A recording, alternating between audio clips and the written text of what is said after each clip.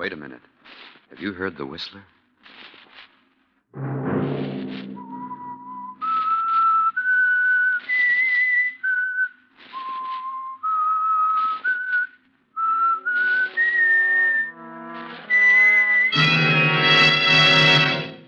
I'm the whistler.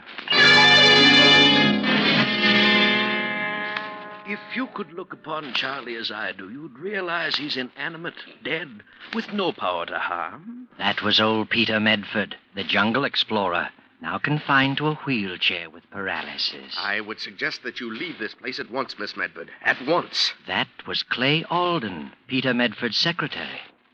And this is Marie, Peter Medford's young niece. No. It's no dream. It's here. Here in my room.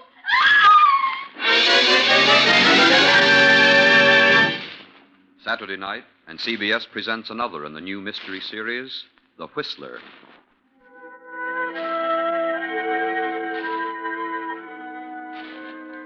And I, the whistler, know many things, for I walk by night. I know many strange tales, many secrets hidden in the hearts of men and women who've stepped into the shadows. I know the nameless terrors of which they dare not speak. And so I tell you tonight the strange mystery of the Shrunken Head.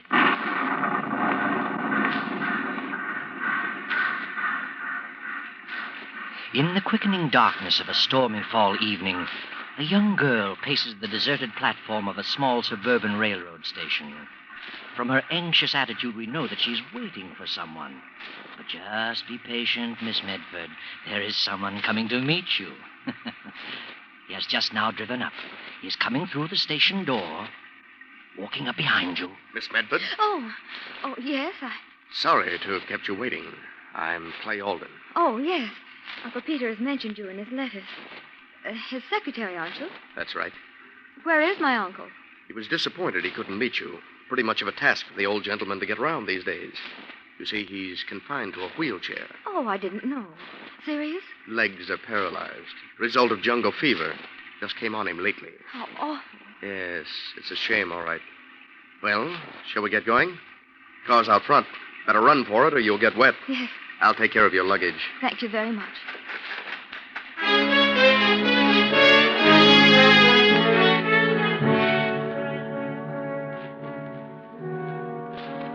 Rather a disappointing reception, Marie Medford, wouldn't you think? You have come over 2,000 miles all by yourself just to see the only living relative you have in the world.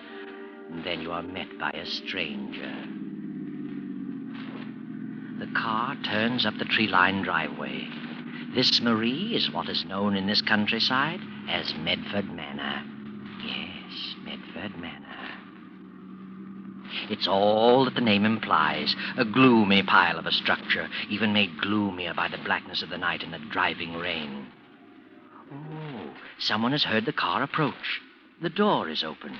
It's the butler, Victor. Well, Marie, are you going in? What a pity you don't know what I do. You'd never cross that threshold if you did. Too late now. Your luggage is being brought in. The young man and the butler stand beside you. The door closes. Victor? Yes? Take Miss Medford's luggage upstairs to the south corner bedroom. The south corner bedroom, sir? Certainly. Why not? Very good, sir. Any further instructions? No. Oh, has Mr. Medford retired yet? Not yet, sir. He's in his study. I just gave him his warm milk. He may have dozed off, sir. All right. Thank you, Victor. Yes, sir. Thank you, sir. Would you care to follow Victor to your room, Miss Medford? I'd like to see my uncle now, if I could, please. Very well. Come this way.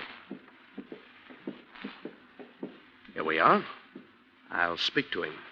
Wait here, please. Well, Marie, how do you like it? You get a feeling of something not as it should be? Strange fellow, this Clay. And the butler, too. Look about you. What a depressing house. Huge and cold and unfriendly. Oh, not at all as you'd imagined it. Is it, Marie? Your uncle will see you now. Thank you. Marie, my dear child, come in, come in, come in. Uncle. Well, my poor child, take off those wet things at once. Holden, what's the matter with you? My niece will catch her death. Help her off with those things. Sorry, Mr. Medford. Thank you. Bless my soul, pretty as a picture. You got a kiss for us? Of course. That's it. Now you sit down here beside me. Uncle. I'm sorry I couldn't meet you, my dear, but I'm afraid the ravages of old age and malaria have finally caught up with me. My one comfort is this wheelchair. Getting onto it, though, you should see me wheeling all over the house. The only thing that baffles me is the stairs. My life is now confined to the first floor only. Oh, pretty bad trip, wasn't it? Seemed endless. Well, you're here now, thank goodness. This is your home. You're free to come and go and do whatever you please. Thank you, Uncle Peter. Don't suppose any of this is what you imagined. I know that I'm different from what I'd hoped you'd find. Tell me, Uncle Peter, do you think you'd have recognized me if you hadn't known I was coming? Recognize you? Why, of course. You have the family of Medford written all over you. Oh. No mistaking you, my dear. Well, Alden, what are you standing there for? What are you staring at? Oh, waiting to see if you need anything for this. No, that's all. I'll ring for you if I need you. Yes, sir. Oh, I forgot to thank him. For what? He gets paid for whatever he does? Forgive me for saying this, but somehow I don't like that young man. Was he rude to you? Oh, no, not actually. But he seems to resent my being here. And the butler, he seems resentful, too. I feel as though I don't belong. Oh, they're harmless enough. But getting back to you, I was so sorry I was in South America at the time it happened. Must have been pretty ghastly for you, my child. Like a nightmare, Uncle Peter. I'm not myself yet. I should think not. An only child losing both parents so suddenly and so horribly. Maybe it was a good thing it was sudden. It had to happen at all. One spectator at the crash said that they never knew what happened. Oh, no, you mustn't talk about it. All that's behind you. A new life from now on, God. That's the way I want to look at it, Uncle Peter. And I'd like to get something to do. What? Oh, now. Oh, yes, really, I would. I want to be active if I can. I'm quite capable. I'd really like to get a job, Uncle Peter. Well, bless my soul. Secretarial work or anything. Well, that might not be a bad idea. Keep you from brooding. We'll see what we can do. And now I have a little surprise for you. You haven't seen my collection. No, I haven't. Mother and Father often talked about it. Well, if you'll just open that door over there, I'll show some of it to you. Oh, this one? That's right. You'll find the light switch just inside. Why, it's a regular museum. All these glass cases. Over here, my dear. Now, look at these. Well, what do you think of them? Well, they're horrible, Uncle Peter. They look like tiny human heads. Well, that's exactly what they are. Life-size at one time, but isn't it remarkable the way they shrink them down? Look at this one. See his little features? Perfect in every detail. He's my favorite. Interesting history about him.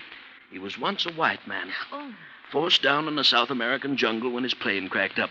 The headhunters got hold of him, and there he is. His name is Charlie. I'd like to see him closer. I can unlock the case. No, please. Do you mind if I don't look anymore? Oh, dear. I keep forgetting people are sometimes shocked by these things. I see them only through a collector's eyes. Oh, well, you'll have lots of time to look over my jungle paraphernalia. Meanwhile, perhaps you'd better get some rest. Would you like Victor to get you something to eat? No, thank you, Uncle Peter. But I am rather tired. I think I'll say goodnight to you. Know your way about, do you? Yes, I'll find my room. Good night, Uncle Peter. Good night, my sweet child. I'll see you in the morning.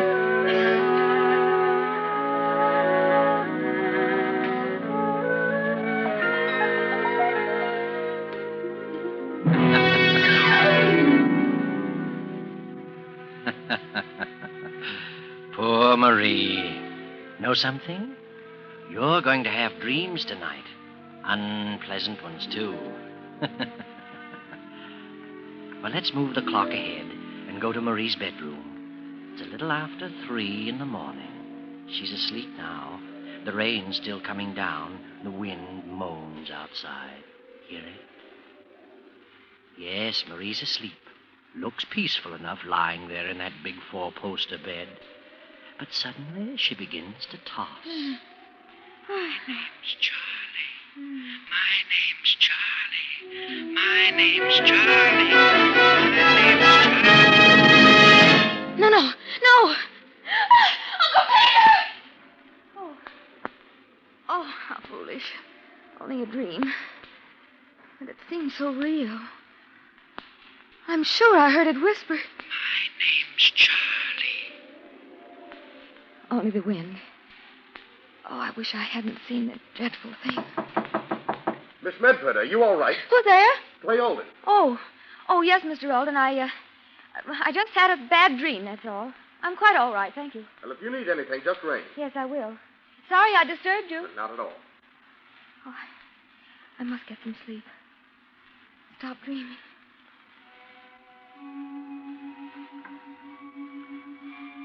But little sleep for you, Marie. The moments tick by with dreadful slowness. Fearing to close her eyes, she lies staring at the roof of her bed, lying in agony for the moment when that hideous little head will again come floating in through space.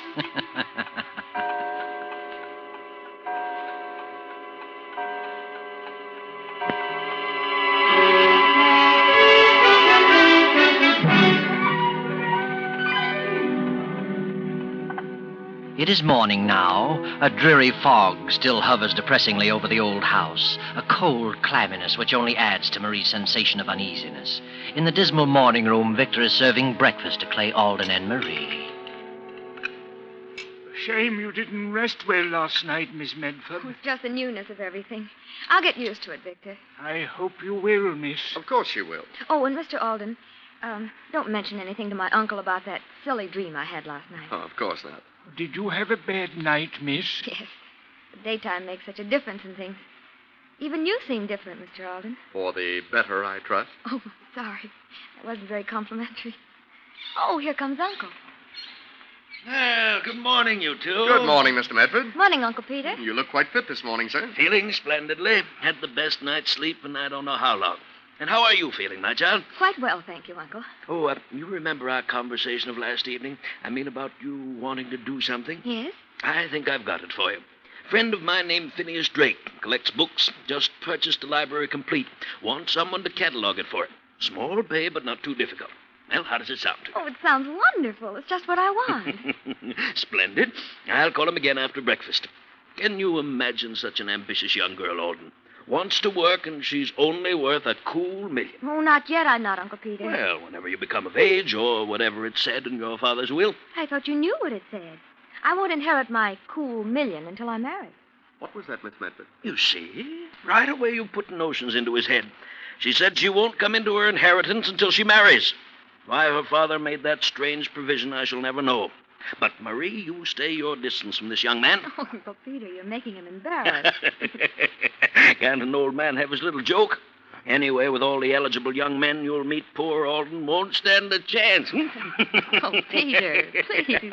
Oh, all right. Victor, where are my eggs? Right here, sir. Oh, yes, soft-boiled eggs. That's your diet. Tell me, my dear, did you find your room comfortable? Oh, yes, it's a lovely room. It's almost like a castle. Oh, I miss my old room, the one next to yours. I haven't been up there in over a month. One day soon I'll have Victor and Alden carry me up those stairs just to see if the place looks the same. Victor, serve my niece some more coffee. Yes, of course, sir.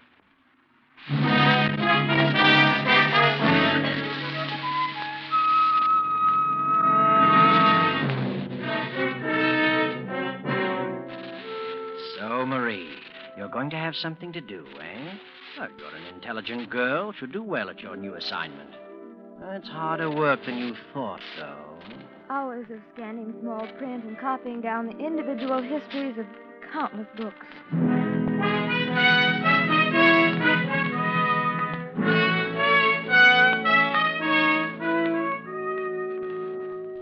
goes well for several weeks, and then early one afternoon, you return home, Marie, to find your uncle as usual in his study. Why are you so upset, Marie? Uncle Peter. Marie! Well, you're home early. You're not finished already? Finished as far as Mr. Phineas Drake is concerned. I can't understand it. I've done my work well. This afternoon, Mr. Drake came to me and said he had no further use for my services. What? Didn't explain why, just looked at me queerly and said he preferred someone else to finish the job. Well, that's strange. Oh, well, he's an old crank. Don't let this upset you. We'll find something else for you to do. No. Don't you worry.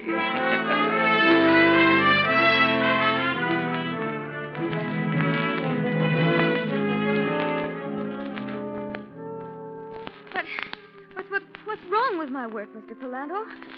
Surely it's been satisfactory. Well, you see, because of the peculiar nature of my profession, I must have someone more experienced. I'm sorry, Miss Medford.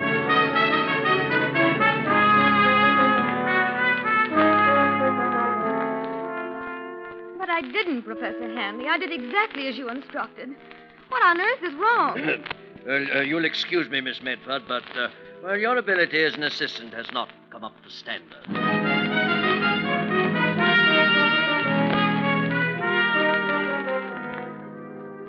Please listen, Dr. Humphrey. I've studied botany, and I've checked this manuscript most carefully.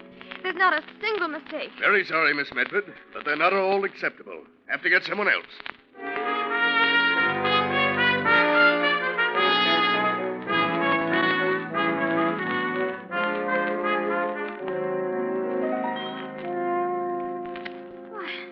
I just can't understand it, Uncle Peter. Is there something wrong with me? Well, I shall certainly call Dr. Humphrey right away. Oh, no, I'd rather you didn't. But it was only the other day he telephoned me and said what an efficient secretary he thought you were. Something wrong somewhere. You know, Marie, I think I'd give up this idea of wanting to work. I haven't mentioned it to you, but you're really not looking your best lately. Well, to tell the truth, Uncle, I haven't been sleeping well. I have the most frightening nightmares. In fact, it's the same dream every night. Well, that's odd. What's the dream about? Well, I keep seeing that little head. The one you said was called Charlie. Oh, dear, I suppose I made a mistake showing that to you on your first night. If you could only look upon Charlie as I do, you'd realize it is inanimate, dead, with no power at all to do you harm. You'll build up a phobia about that head. Now, the thing to do is to destroy that fear by facing it. You come along with me, my dear. You mean in there again? It's the only way. Now, come along. Oh, no, Uncle Peter. I know what I'm doing. Open that door, Marie. I'm going to make you realize how foolish you've been. Over here, my dear. Oh, I know you think I'm being cruel, but I know my psychology. Why, that's strange. What is it, Uncle Peter? Why, somebody's broken into this case. Ring for Victor and get Alden here at once. Is something missing? Somebody has deliberately taken that head.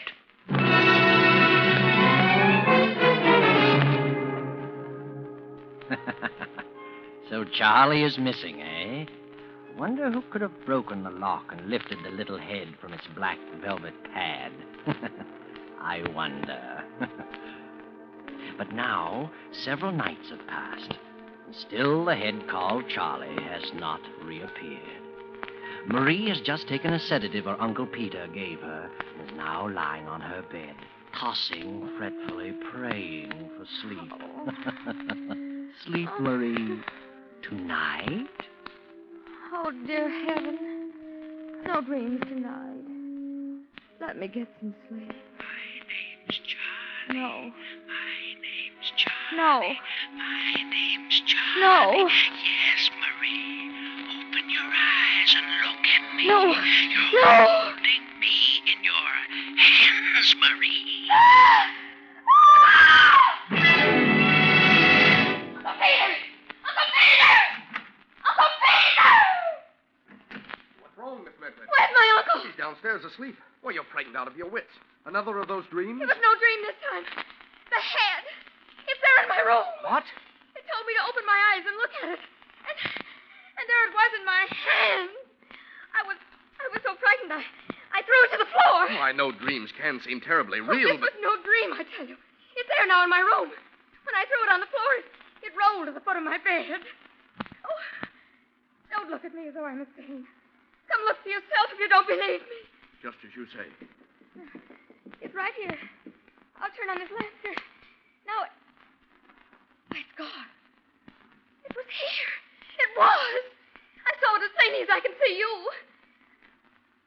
Oh, I know you think I'm crazy. But I saw it. I saw it. I tell you, I saw Miss it. Medford, please. What's wrong, Miss Medford? I thought I heard you scream. Marie! It's your uncle. Are you all right? I'm coming down, Uncle Peter. I must talk to you.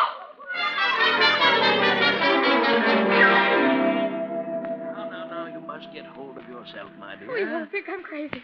But I really did see it. I touched it. And it was nestled like an orange in my hand. I woke up and threw it on the floor. And when Mr. Alden and I came back to the room, it was gone. Oh, you don't believe I actually saw it. Do you? Now, compose yourself, child. I want to ask you some questions. First of all, in this dream, do you hear a voice of any kind? Yes. A voice that whispers, "My name's Charlie," over and over. But tonight it said something different. Now, you needn't go on, my dear. I had hoped and prayed with all my heart that this wouldn't happen to you. But I'm afraid it has. What are you trying to tell me, Uncle Pete? You've heard me go on about the fine old Medford stock. Well, it so happens our branch isn't so fine. There's been something wrong with us. You mean insanity? Oh, but if there is insanity in the family, why haven't I heard of it before? Because, my dear, it's the Medford secret. Oh,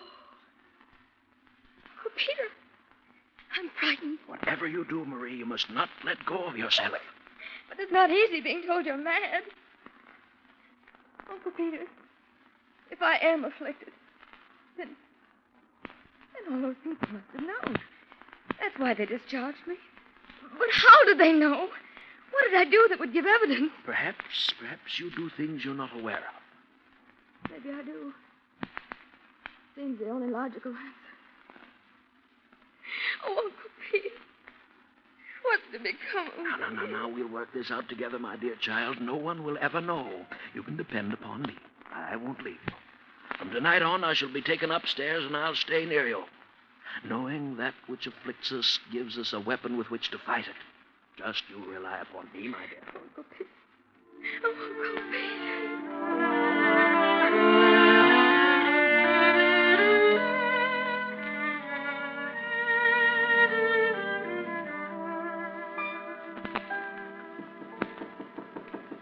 Yes, who is it? Lay Alden. I must see you for a moment. Very well. Better not close it. I'll have to talk quietly.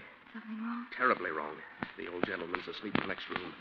I had to wait till he dozed off before I could see you. Well, It's about the head. the head? The one he calls Charlie. It's back in its case. When did this happen? Sometime last night, I guess, after your nightmare. Yes, I'm convinced now that that's all it was. I am not so sure. What? When you threw Charlie to the floor, a piece of his ear broke off. I found it after you went downstairs. Here it is. It's Charlie's ear, all right. I checked it very carefully. Oh, no, this doesn't make sense. Did you ring for me, miss? No, Victor, no, I didn't ring. Oh, sorry, miss. Excuse me. Miss Medford, you're in grave danger. You've got to leave this house as quickly as you can and never come back. What's going on in here? Uncle. What was that I heard you telling my niece Clay? I said she should leave this house and never come back. All the impudence. Alden, explain yourself. I'll be glad to, sir. I think Miss Medford is in danger of losing her sanity as well as her life. What is all this poppycock? Are you trying to frighten my niece? Lord knows she's been through enough She's been through too much. If she weren't made of pretty stout stuff, she'd have been a gibbering idiot by this time. Alden, you're packing your things and leaving at once. Leaving? I'm afraid you're wrong, sir. I'm not leaving. Not yet. Maybe you're leaving. Now, Mr. Alden, what's the meaning of this? I'm sorry to break it to you this way, but I'm definitely convinced your uncle is a diabolical fiend. I can take so much and no more. Look here, Alden. If you know what's good for you, you'll leave here at once. At once, do you hear? You're pretty anxious to get rid of me, but it's too late. Miss Medford, you remember your father's will. You'd come into your money only if you married. Well, if you didn't marry, Uncle Peter would get the money. And if he could prove you were insane, you'd never be able to marry. You see how it all works out? Well, how dare you, Mr. Listen Alden? to that maniac. Listen to me, Miss Medford. Your uncle, your loving uncle, was the one who telephoned your employers and told them you were crazy. Phineas Drake and all the others told me so today. I don't believe it. Lies, lies! Why, your uncle even told me you were crazy. I know what's happened. He himself smashed the lock and took the head from its case and planted it last night in your room. If you'll stand on a chair and look above your bed as I did this afternoon, you'll see a small radio loudspeaker. It's hooked up to a microphone in the back stairs hallway. The voice you heard was your Uncle Peter. I don't believe you. Last night, after you came out in the hallway, your Uncle Peter grabbed up the head, stepped out onto that balcony, and climbed down the vines to his study. Why, he's as mad as a March hare. How could I possibly be a party to such a monstrous plot? Why, I can't even walk. Look at this ear, a piece of Charlie's ear. I found it in Marie's room. That proves she wasn't dreaming, and it fits perfectly. I've tried it. Why, you... Give me that ear. Give it to me! Uncle Peter, you're walking. Give it to me! Look at him, Marie, standing unaided. Does that prove anything to you? Uncle Peter. Oh, and it's true. All right, it's true. I can walk. But you are insane, Marie. Insane. You'll never marry anyone, Marie. I'll see to that. Victor, grab him. Don't move, Mr. Medford. Easy now. Don't believe what Alden says. You're crazy, Marie. There's no escaping it. You'll have those dreams, and Charlie will visit you every night. You'll hear him saying, "My name's Charlie. My name's Charlie. My name's Charlie." Hold him, Victor. Got him, sir. I think you're the one who's crazy, Medford. Maybe that could be proved. Take your hands off of me. Take it easy now, Mr. Medford. Take it easy. There's nothing wrong with me. You know it. Is the car ready, Victor? Yes, it's ready. Come in, gentlemen. These are the officers. Then you'd better take him away. Yes, sir. Please come quietly, Mr. Medford. I'm not crazy. I'm not. Hello. You're lying on me. Lying. Lying. Do you hear? You're lying. I'm terribly sorry about this, Marie. Terribly sorry. But it's all for the best. How can it be for the best? But think what this means. He's my father's brother, and if he's insane, then it means that I might be too. Runs in the family. No, don't worry, Marie. Don't worry. You're safe. You're perfectly normal, I know. No? Yes. You see, he wasn't your real uncle. He was your father's foster brother. I found proof. So you see, you've nothing in the world to fear. How do you know that? Someday, Marie, I'll tell you all about it. Tomorrow, maybe. Why don't you tell her now, Clay? Tell her why you were working as Peter Medford's secretary. Because your father was Peter's partner, his partner. That your father was ruined in business by Peter and killed himself in disgrace. That you suspected him of having cheated your father. That you came to find the evidence and discovered in time Peter's diabolical plan to prevent Marie from ever marrying. Better tell her, Clay. I would.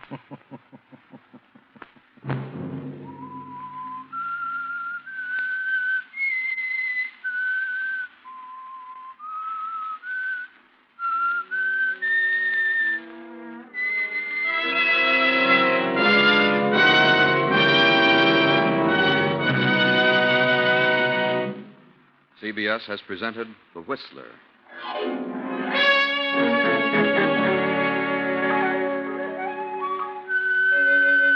Original music for this production was composed and conducted by Wilbur Hatch. Tonight's Whistler story was written by Joseph Kearns, directed by J. Donald Wilson, and originated from Columbia Square in Hollywood. Next week, same time, I, the Whistler, will return to tell you the strange story of the cursed. Good night. this is the Columbia Broadcasting System.